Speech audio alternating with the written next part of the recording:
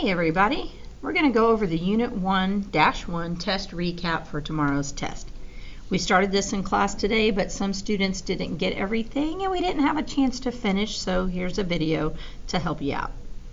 Number 1, apples cost $2.30 for 1 pound. What's the total cost of 3.5 pounds? Well, if it was 2 pounds, I would just take $2.30 and double it. For 3 pounds, I would times it by 3. And for a half a pound, I would cut it in half.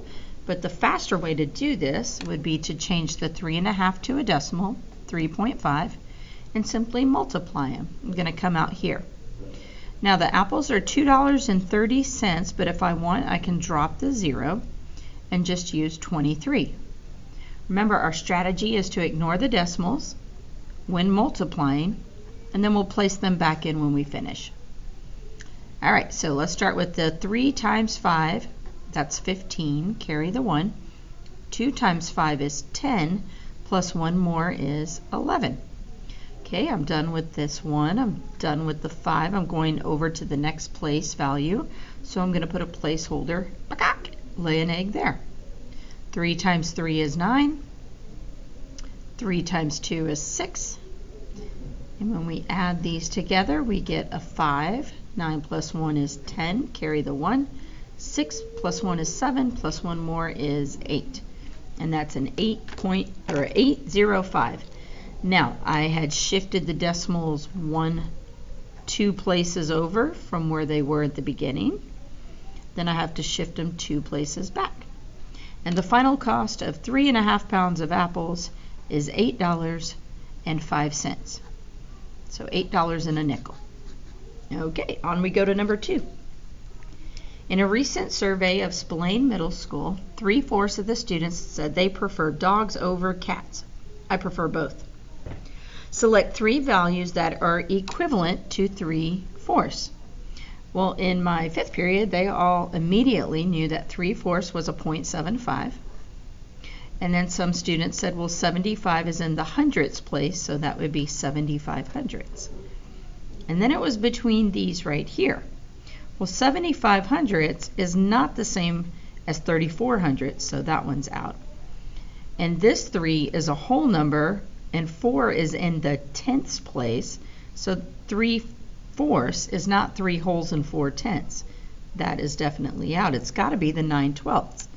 So then what we did is we built an EFT chart starting with 3/4, and then we doubled it and it became 6/8. Then if we keep going, it becomes 9/12. 3, 6, 9, 4, 8, 12. So EFT charts can help you find equivalent fractions. Well, let's go to number 3. Write the equivalent fraction to each of the decimals below and don't forget to simplify. All right, so we discovered this 0.04. The 4 was in the hundredths place, so that would be 4 100ths. And then to simplify, to reduce it down, I see they're both even, so they can both be divided by 2. 4 divided by 2 is 2, and 100 divided by 2 is 50. Well, they're still even. They end in a 2 and a 0. We can cut them in half again. Half of 2 is 1. Half of 50 is 25. And there's my simplified fraction, 1/25. The next one, 6 is in the tenths place. Well, if I reduce that, they're both even. Cut them in half. I get 3. Cut the 10 in half. I get 5. 6/10 is 3/5. They are the same. The next one is 4/10 in the tenths place.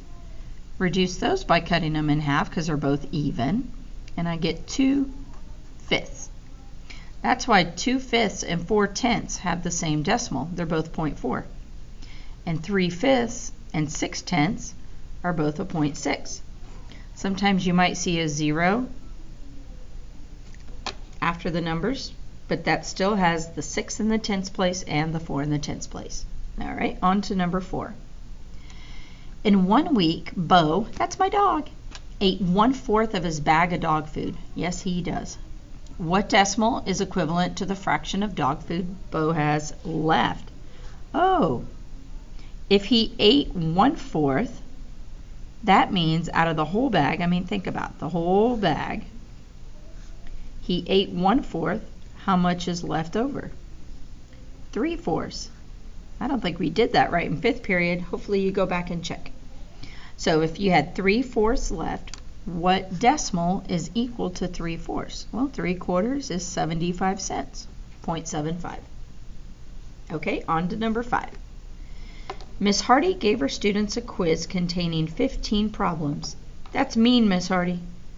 She told her students they had to choose 3/5 of all the problems. How many problems will each student solve? Well, 3/5, that means that they have to solve 3 out of every 5 problems. Well, what if you had 10 problems? How many would you have to solve? Double the 5, double the 3, that's 6 out of 10. Well, what if we had 15 problems? How many problems would you have to solve then? Because we have 15 problems. 5, 10, 15, 3, 6, 9. So the answer is 9 problems on Miss Hardy's quiz. All right, let's go to number 6. Okay, we are multiplying fractions. Ain't no problem. It's the top times the top and the bottom times the bottom. Now, sometimes you can turn these into decimals and multiply decimals, but not when you have the 2/3. So let me switch colors real quick. What we're going to do first is make them have tops and bottoms by making them improper with the Texas 2-step. Put your T, put your X. What that really is it's multiplying. 2 times 2 is 4, and adding. 4 plus 1 is 5 over our bottom number, 2. The next mixed number is 4 2/3. If I Texas 2-step that, 3 times 4 is 12. 12 plus 2 more is 14 over 3. And we're going to multiply. Now at this point we can do 15 times 4, top times the top, and 2 times 3, bottom times the bottom. Or you can look to see if you can cross reduce. 5 and 3 cannot reduce because 3's are multiples of 3, 6, 9, 12. There are no 5's in there. But 2 and 14 can cross reduce because 14 is a multiple of 2. 2, 4, 6, 8, 10, 12, 14. So if I divide them both by 2, this one I get 1. 14 divided by 2 is 7. And now I have friendlier, smaller numbers to work with. All right, here we go. Top times the top. 5 times 7 is 35. Bottom times the bottom, 1 times 3 is 3. Now I have an improper. Ew. Let's change it to a mix. I have some room over here. 35 divided by 3. Well, 3 will fit into 3 one time. 1 times 3 is 3. Subtract, I have nothing left. Bring down the next digit, 5. 3 fits into 5 one time. 1 times 3 is 3, sorry. Subtract, I got 2 left. Now what I do with the remainder is I make it the numerator, and the denominator is a number on the outside, 3. So my final answer, 11 2/3. Dun, dun, dun, dun, dun, dun. Ready? Flip. Okay. Determine whether the value of each expression is greater than 25 or less than 25. Put a check mark to select the correct answer in each row. Now, on the side here, I'm going to tell you 25 times 1 is going to give you 25. So if I take a number times 1, I get the same number. But what if I take that number times a fraction that's proper, like 12 over 13? 12 out of 13, that's not 1 whole. That one is smaller than 1 whole. So I should get an answer less than 25. If I take 25 times 15 over 7, that's improper. That means like 7 out of 7 is 1 whole. So 15 out of 7, that's bigger than 1 whole. So my answer should grow and become greater than what I started with at 25. Now if I take 25 times 100 over 181, 181 makes 1 whole. This is smaller than 1 whole. So when I multiply, I will get a number less than 25. And that's all there is to it. Ask yourself, is the fraction you're multiplying greater than 1? Then your answer gets bigger. Smaller than 1, your answer gets smaller. Number 8. The table shows the length and weight of Miss Manis's dogs, Millie and Winston. All right, so here's their length, here's their weight. Based on the table, which two statements are true? So we have two answers down here that are true.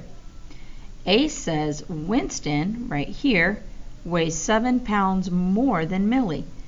Well, here's Winston's weight. He's smaller. Millie's bigger, so can Winston weigh more than Millie? Nope. Don't even have to do math. B. The difference in the weight of Winston and Millie is 10.53. Okay, well, when they say difference, we're going to subtract. Take your 22.42 minus 9.71.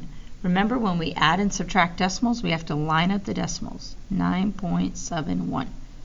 And then we just subtract. I'm going to switch colors. 2 minus 1 is 1.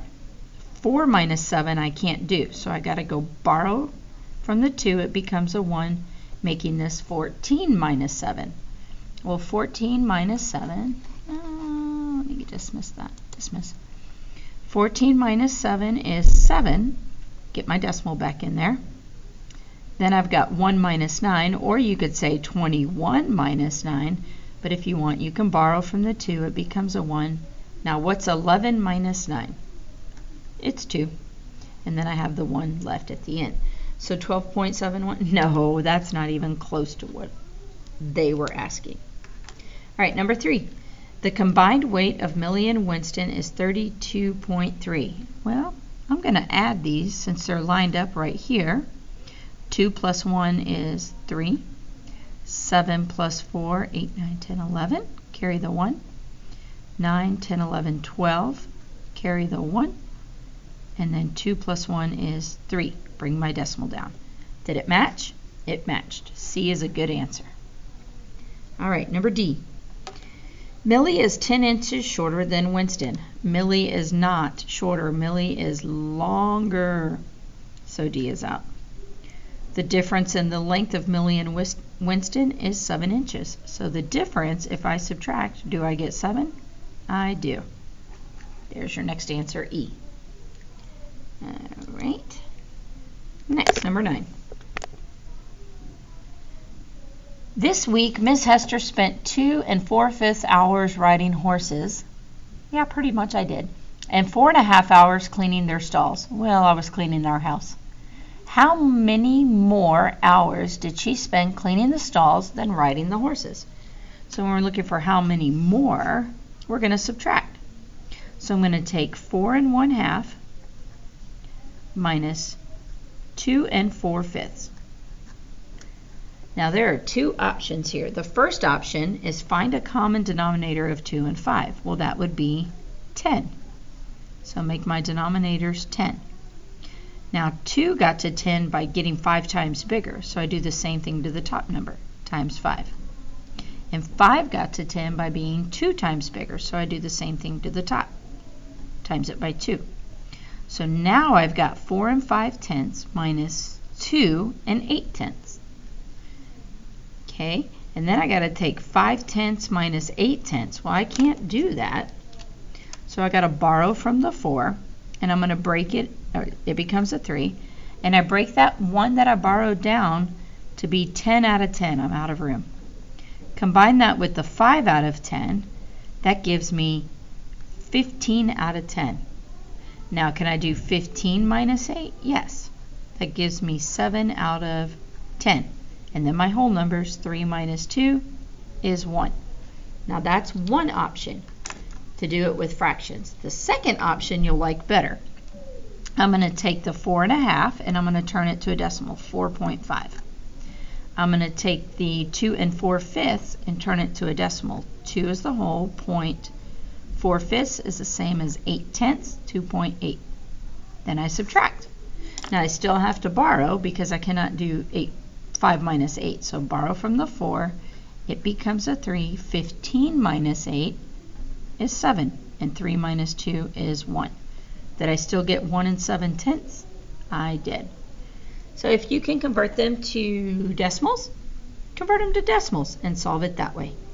All right, number 10. What is the value of that expression? So let's solve it. Multiplying fractions ain't no problem. It's the top times the top and the bottom times the bottom. 2 times 4 is 8. And 8 times 7 is 56. But then I have to reduce it. I could cut them both in half because they're even. I get 4. And let me come over here. What is 56 divided by 2? 2 fits into 5 2 times. I got 1 left. Bring down the 6. 2 fits into 16 8 times. So half of 56 is 28. Well, I could keep going. Cut them in half again. I get 2, and half of 28 is 14. Oh, they're both still even. I can cut them in half again.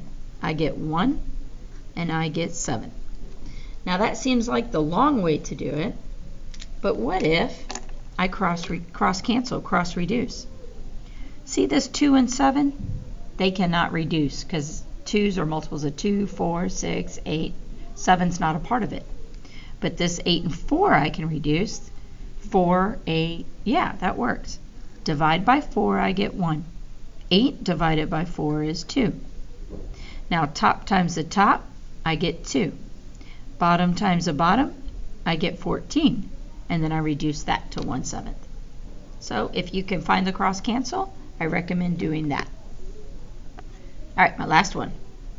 I'm going to take 415, because it's longer, times 6, and I ignore the decimal. 5 times 6 is 30, carry the 3. 6 plus 3 is 9, and 6 times 4 is 24. Now let's put that decimal back in there. My decimal was right here between the 4 and the 1. I ignored 2 places, put it back 2 places, and that's my final answer, 24.9. Okay, good luck on tomorrow's test. Have a great evening. Bye.